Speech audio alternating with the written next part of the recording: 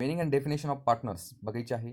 म्हणजे पार्टनरशिप म्हणजे काय हे आपल्याला आणि त्याची व्याख्या बघायची आहे. तर पार्टनरशिप इज ॲन ऑर्गनायझेशन म्हणजे ही एक काय ऑर्गनायझेशन किंवा संस्था आहे.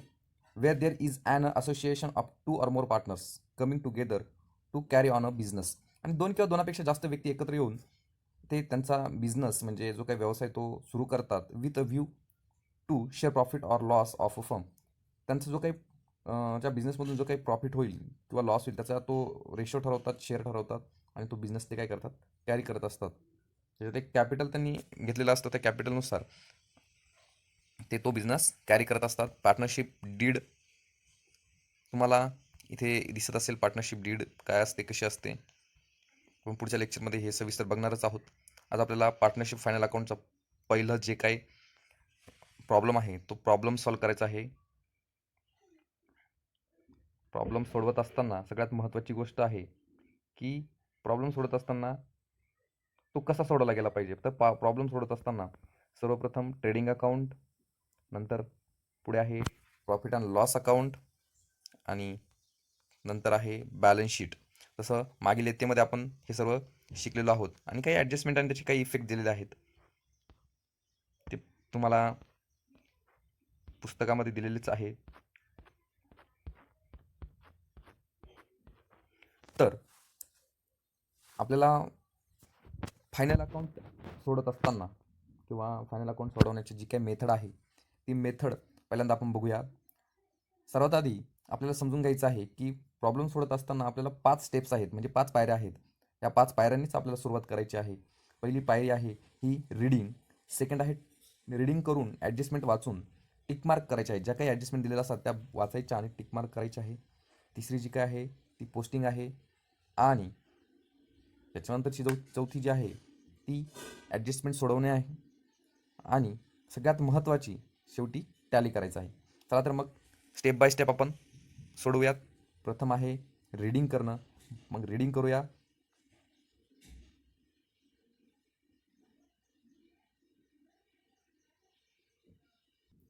From the following trial balance and adjustment given below, you are required to prepare trading and profit and loss account for the year ended 31st March 2019 and balance sheet as on that date in the books of Shilpa and Katrina.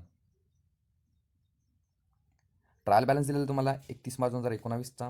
त्याच्यामध्ये दिलेला आहे debit साईडला land and building, furniture, sundry debtor, stock, bad debts, printing and stationery, wages, salary, carriage inward, sales return, drawing दोघांचं दिलेलं आहे. Discount, advance, give to Shahrukh, cash in hand, cash at bank, interest, commission, royalties, purchase आणि credit साईडला दिलेलं आहे तुम्हाला capital दोघांचं दिलेलं ते पण, bills payable, bank overdraft, purchase return, sundry creditors, bank loan, interest receivable, RDD आणि सेल. त्याच्यानंतर ॲडजस्टमेंट दिलं आहे. The stock in hand was value at 58,000 on 31st March 2019. Second दिले आहे outstanding expenses, royalty ₹1,500 and wages ₹800. Third जी आहे ती दिलेली salary paid in advance to staff ₹2,000.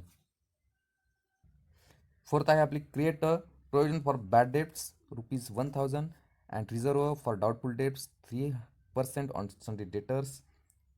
त्याच्यानंतर पुढे आहे depreciate land and building by 5% आणि फर्निचर बाय 10%. तर वाचून झालेलं आहे आपलं. पहिली पायरी क्लिअर झालेली आहे. सेकंड स्टेप आहे ॲडजस्टमेंट बघायची आणि टिकमार्क करायची. तर क्लोजिंग स्टॉक 31 मार्च आणि 1 एप्रिल. 1 एप्रिल म्हणजे ओपनिंग आणि 31 मार्च म्हणजे क्लोजिंग. ओपनिंग क्लोजिंग डेट असते फायनान्शियल इयर. 1 एप्रिलला चालू होतं आणि 31 मार्चला आपलं संपतं. तर हे जे आहे ते 1 एप्रिल 2018ला चालू झालेलं आहे आणि दुसरं जे 31 मार्च 2019ला आपलं वर्ष संपत आहे. म्हणून हा जो आहे जो क्लोजिंग स्टॉक आहे. आणि वरती जर आपण बघितलं ट्रायल बॅलन्समध्ये तर क्लोजिंग स्टॉक आपल्याला कुठेच दिसत नाही आहे, म्हणून आपण त्याच्यावर टिकमार्क करत नाही. पुढे आहे आउटस्टँडिंग एक्सपेन्सेस, रॉयल्टी आणि वेजेस. रॉयल्टी आणि वेजेस एक टिकमार्क करायचे आहे. सॅलरीवर एक टिकमार्क करायची आहे. त्याच्यानंतर पुढे दिलेलं आहे बॅड डेप्स. बॅड डेप्सच्या 2 टिकमार्क होत असते, एक बॅड डेप्सवर आणि एक सन्डी डेटर्सवर. दुसरी आहे रिझर्व फॉर डाऊटफुल डेप्स म्हणजे RDD. याच्या पण 2 टिकमार्क होत असतात, एक बॅड डेप्सवर आणि एक सन्डी डेटर्सवर. आणि पुढे आहे लँड अँड बिल्डिंग आणि फर्निचर. म्हणजे टोटल आपले टिक मार्क करायचे आहेत. पहिली जी टिक मार्क आहे ती करायची आहे आपल्याला रॉयल्टीवर. त्याच्यानंतर पुढे करायचे आहे सॅलरी वेजेस.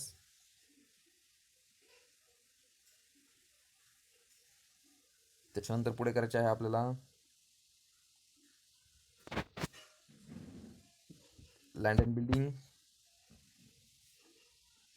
फर्निचर, बॅड डेप्सवर 2 टिक मार्क. त्याच्यानंतर वेजेस, सॅलरी आणि सेल्स रिटर्न आले म्हणजे सेल्सवर एक टिक मार्क करून घ्यायची, आणि परचेस रिटर्न आलं म्हणजे परचेसवर एक टिक मार्क करून घ्यायची. अशा प्रकारे आपल्याला या सर्व टिक मार्क करून घेतल्या आहेत. आता आपल्याला पुढे 2 स्टेप कंप्लीट झालेला आहे. एक वाचून झालेला आहे, दुसरा ॲडजस्टमेंट रीड करून टिक मार्क पण झालेला आहे. आता तिसरा आहे पोस्टिंग करायची. तर पोस्टिंग करत असताना लक्षात ठेवायचं की लँड अँड बिल्डिंग जात असतं ॲसेटला. मागच्या येथे आपण शिकलेलोच आहोत. लँड अँड बिल्डिंग जात असतं ॲसेटला. फर्निचर पण आपली ॲसेटच आहे, ती पण ॲसेटला टाकायचं असतं. सन्डी डेटर्स हे पण ॲसेटला. स्टॉक हा ओपनिंग स्टॉक आहे, 1/4/2018 म्हणजे हा ओपनिंग स्टॉक आहे. हा ओपनिंग स्टॉक टाकायचा असतो आपला ट्रेडिंग अकाउंटच्या डेबिट साईडला. बॅड डेप्स प्रॉफिट अँड लॉसच्या डेबिटला. बॅड डेप्स म्हणजे बुडीत कर्ज. बॅड डेप्स टाकायचं प्रॉफिट अँड लॉसच्या डेबिटला. प्रिंटिंग अँड स्टेशनरी ही प्रिंटिंग अँड स्टेशनरी हे पण प्रॉफिट अँड लॉसच्या डेबिटला. वेजेस ट्रेडिंग अकाउंटच्या क्रेडिटला. सॅलरी प्रॉफिट अँड लॉसच्या डेबिटला. कॅरेज इनवर्ड म्हणजे माल वाहतुकीचा जो काही खर्च येतो जातो असतो ट्रेडिंग अकाउंटच्या डेबिटला. सेल्स रिटर्न ट्रेडिंग अकाउंटच्या क्रेडिटला. सेल्समधून लेस करायचं असतं. पहिले सेल्स टाकायचं, त्याच्यानंतर सेल्स रिटर्न लेस करायचं असतं. पुढे आहे ड्रॉइंग टाकायचं असतं आपलं कॅपिटलमधून लेस. हे जे आहे हे ड्रॉइंग जे आहे हे काय करत असतो आपण कॅपिटलमधून लेस करत असतो. पुढे आहे आपलं डिस्काउंट टाकायचं असतं प्रॉफिट अँड लॉसच्या डेबिटला. त्याच्यानंतर advance give to Shahrukh. Advance दिलेला आहे शाहरुखला. ॲडव्हान्स गिव्ह टू शाहरुख टाकायचं असतं ॲसेटला. त्यानंतर cash in hand asset, cash at bank asset. Interest profit and लॉसच्या डेबिटला. कमिशन प्रॉफिट अँड लॉसच्या डेबिटला. रॉयल्टीज ट्रेडिंग अकाउंटच्या डेबिटला. परचेस ट्रेडिंग अकाउंटच्या डेबिटला. परचेसमधून परचेस रिटर्न आलेलं आहे ते लेस करायचं असतं. कॅपिटल अकाउंट टाकायचं असतं लायबिलिटीला. बिल्स पेएबल पण लायबिलिटीला. बँक ओव्हरड्राफ्ट पण लायबिलिटीला. परचेस रिटर्न परचेसमधून लेस करायचं आहे. सन्डी क्रेडिटर्स टाकायचं आहे आपल्याला लायबिलिटीला. बँक लोन लायबिलिटीला. इंटरेस्ट रिसिव्ह टाकायचं असतं प्रॉफिट अँड लॉसच्या क्रेडिटला. आरडीडी ही ओल्ड आरडीडी आहे, ही बॅड डेप्समधून लेस करायची असते. प्रॉफिट अँड लॉस अकाउंटच्या डेबिट साईडला लेस करायची असते बॅड डेप्समधून. त्याच्यानंतर सेल्स ही टाकायचं ट्रेडिंग अकाउंटच्या क्रेडिट साईडला. अशा प्रकारे आपली पोस्टिंग करून झालेली आहे. आता आपल्याला एक एक ॲडजस्टमेंट सॉल्व करायची आहे. तर पहिली ॲडजस्टमेंट आहे द क्लोजिंग स्टॉक. काय क्लोजिंग स्टॉक म्हणजे stock in hand was value at 58,000 on 31 March 2019. मी आधीच सांगितलेलं आहे 31 मार्च म्हणजे क्लोजिंग स्टॉक. हा जो क्लोजिंग स्टॉक आहे 58,000 याच्यात 2 इफेक्ट असतात. पहिला इफेक्ट असतो ट्रेडिंग अकाउंटच्या क्रेडिट साईडला आणि बॅलन्स शीटच्या ॲसेट साईडला. म्हणजे हा क्लोजिंग स्टॉक होता, उरलेला जो काही असतो तो ट्रेडिंग अकाउंटच्या क्रेडिट साईडला असतो आणि ती आपली ॲसेट असते म्हणून तो ॲसेट साईडला दुसरा इफेक्ट जात असतो. म्हणून क्लोजिंग स्टॉक पहिला इफेक्ट आहे आपला क्लोजिंग स्टॉकचा ट्रेडिंग अकाउंटच्या क्रेडिट साईडला, आणि दुसरा जो आहे तो बॅलन्स शीटला त्यांनी दिलेला आहे आपल्याला क्लोजिंग स्टॉक. तर अशा प्रकारे क्लोजिंग स्टॉकचे 2 इफेक्ट झालेले आहेत. त्याच्यानंतर पुढे आहे आउटस्टँडिंग एक्सपेन्सेस आहे आपल्याकडे. आउटस्टँडिंग एक्सपेन्सेसमध्ये आउटस्टँडिंग म्हणजे जास्तीचा खर्च झालेला आहे. रॉयल्टीमध्ये ॲड करायचा. आणि वेजेसमध्ये काय करायचा ॲड करायचा. रॉयल्टीमध्ये ॲड करायचा आणि वेजेसमध्ये ॲड करायचा, दोघांमध्ये ॲड करायचा आहे.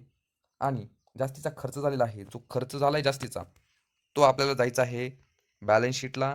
आणि खर्च झाला आहे म्हणजे आपल्याला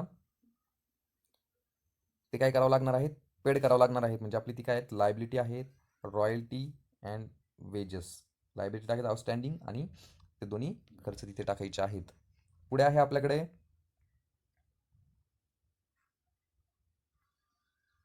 सॅलरी पेड इन ॲडव्हान्समध्ये सॅलरी पेड केलेली आहे 2,000 रुपये.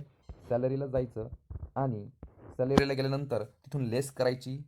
लेस केल्यानंतर इथून ॲडव्हान्स म्हणायचं आणि लेस करायची, आणि दुसरा इफेक्ट द्यायचा ॲसेटला. कारण ती आपण कोणाला आधीच ॲडव्हान्समध्ये जर सॅलरी दिलेली असेल तर परत आपण काही त्यांना परत सॅलरी देऊ शकत नाही, आणि तेवढी आपली ॲसेट वाचणार आहे म्हणून दुसरा इफेक्ट द्यायचा ॲसेटला.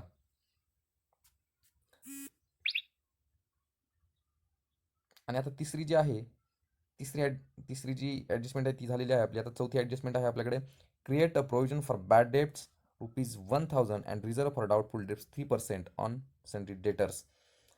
बॅड डेब्ट्स आहे आपली ₹1000 आणि रिझर्व फॉर डाउटफुल डेब्ट्स आहेत 3%. सगळ्यात आधी बॅड डेब्ट्स बघू आपण, अँडपर्यंत पहिली ॲडजस्टमेंट आहे तिथपर्यंत बघू. Create a provision for bad debts ₹1000 इथपर्यंत आपली ॲडजस्टमेंट आहे तिथपर्यंत बघू. पहिल्यांदा बॅड डेब्ट्सवर यायचं, त्याच्यामध्ये ॲड त्याला म्हणतात, ॲडजस्टमेंटमध्ये जी आहे ती त्याला म्हणतात न्यू बॅड डेब्ट्स. ती न्यू बॅड डेब्ट्स काय करायची, आणि ॲड करायची आणि बॅलन्स शीटला जायचं. बॅलन्स शीटला आल्यानंतर डेटर्सला तिथे ॲड केली, इकडे लेस करायची, लेस बॅड डेब्ट्स 1000 आणि 40,000तून 1,000 गेले, किती उरले 39,000.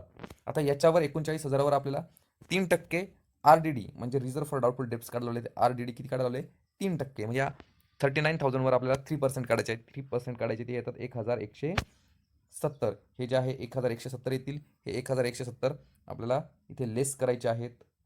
इथे लेस केल्यानंतर आपल्याला परत बॅड डेब्ट्सला जायचं आहे आणि तिकडे जे ॲड केलं ते इकडे लेस करतो, इकडे जे लेस केलं ते तिकडे ॲड करतो.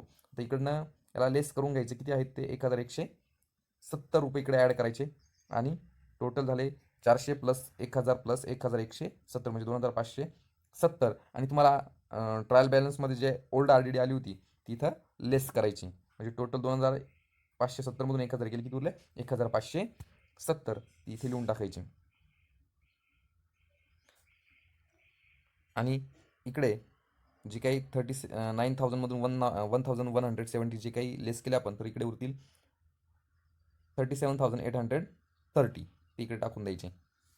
पुढे जायचं आपल्याला, पुढची ॲडजस्टमेंट बघायची आहे, डेप्रिसिएट लँड अँड बिल्डिंग. आता डेप्रिसिएट लँड अँड बिल्डिंग म्हणजे डेप्रिसिएशन काढायचं आहे. लँड अँड बिल्डिंगवर 5% आणि फर्निचरवर 10%. पहिल्यांदा बिल्डिंगवर काढू 5%. बिल्डिंगवर यायचं, इथे 5% डेप्रिसिएशन काढायचं. या 5% डेप्रिसिएशन काढायचं. जर डेप्रिसिएशन काढायचं असेल तर तुम्हाला माहिती आहे कसं काढतो आपण. 37,800वर ते डेप्रिसिएशन काढायचं. 1,890 ते डेप्रिसिएशन ते त्याच्यातून लेस करायचं आणि रिमेनिंग जी काही अमाऊंट आहे ती इकडे लिहून टाकायची. आता 1,890 प्रॉफिट अँड लॉसला यायचं. डेप्रिसिएशन म्हणजे आपला घसारा, इकडे तो लिहून टाकायचा, लँड अँड बिल्डिंग आणि ही त्याची अमाऊंट 1,890. पुढे फर्निचरवर 10% काढायचं, फर्निचरवर यायचं आणि फर्निचरवर 10% काढायचं, ते येईल 1,725 रुपये. त्याच्यातून लेस करायचं आणि आउटरला अमाऊंट लिहून टाकायची. त्याच पद्धतीने परत प्रॉफिट अँड लॉसला यायचं आणि फर्निचर घ्यायचं, फर्निचरला यायचं आणि त्याची अमाऊंट इकडे लिहून टाकायची. दोघांची टोटल इकडे आउटर कॉलममध्ये घेऊन टाकायचे. आता आपल्या ॲडजस्टमेंट सर्व झालेल्या आहेत, सॉल्व करून झालेलं आहे ॲडजस्टमेंट. आता आपल्याला बघायचं आहे 5वी स्टेप आपली सगळ्यात महत्त्वाची, टॅली. आता याला टॅली करत असताना सगळ्या अमाऊंट, हा इनर कॉलम आणि हा आउटर कॉलम, हा इनर कॉलम आणि हा आउटर कॉलम, इनर कॉलममधून आउटर कॉलममध्ये सर्व अमाऊंट आलेल्या आहेत का बघायच्या. आता याला टॅली करत असताना कोणती साईड मोठी येते ती बघायची. 1,18,000 आणि 58,000 ही येते 1,76,000. वरच्या अमाऊंट सगळ्या बघून घ्यायच्या. 1,76,000 हीच अमाऊंट इकडे लिहायची, 1,76,000. इकडे आहेत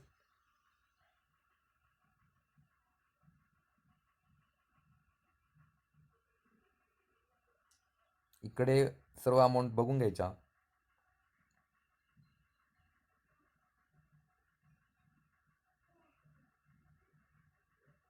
इथे थोडंसं मिस्टेक झालेली आहे, इथे हा 5 एक्स्ट्रा आलेला आहे. इकडे होत आहेत, इकडच्या अमाऊंट या 1,17,000मधून वजा केल्यानंतर किती उरतं आपल्याकडे 51,180 म्हणजे 51,180 रुपये उरत आहेत. हे जे काही उरलेली अमाऊंट आहे 51,800, याला म्हणायचं ग्रॉस प्रॉफिट कॅरीड डाऊन, म्हणजे हा आपल्याला पुढे घेऊन जायचा आहे. तो आपल्याला इकडे आणायचा,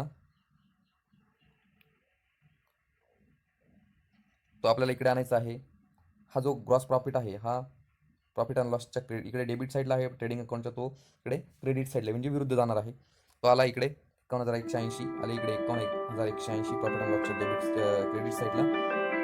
आता याला देखील परत आपल्याला टॅली करायचं आहे. कोणती साईड मोठी येते बघायची, इकडची साईड मोठी येते 51,180 आणि 1,500. त्याची अमाऊंट येत असते 52,680. तिचा अमाऊंट